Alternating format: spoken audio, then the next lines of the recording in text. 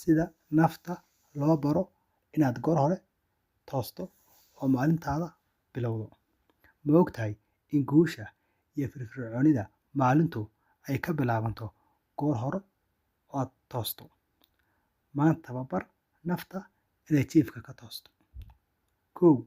Go'aan cad samee. Qor sababta aad u rabto inaad goor hore u toosto: caafimaad, shaqo, jimicsi. Sababtu waxay noqonaysaa dhiirigelintaada. Jadwal go'an samee. Seexo waqti go'an habeen kasta. Maskaxdu waxay baranaysaa caadada cusub haddii waqti isku mid ah aad seexiso.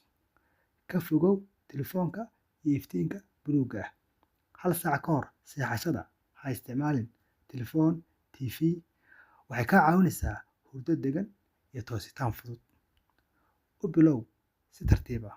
Ha ku qasbin in caadada cusub naftu si degdeg ah u fuliso. Samee caado ku dhiirrigelisa subaxii.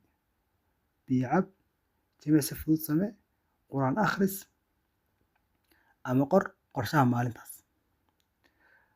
Toositaanka goor hore ma aha oo keliya hurdo ka toosid, waa furaha maalin firfircoon, maskax caafimaad qabta, iyo guul nololeed. Bilow maanta, bilow yar, joogteena u arag isbeddel weyn.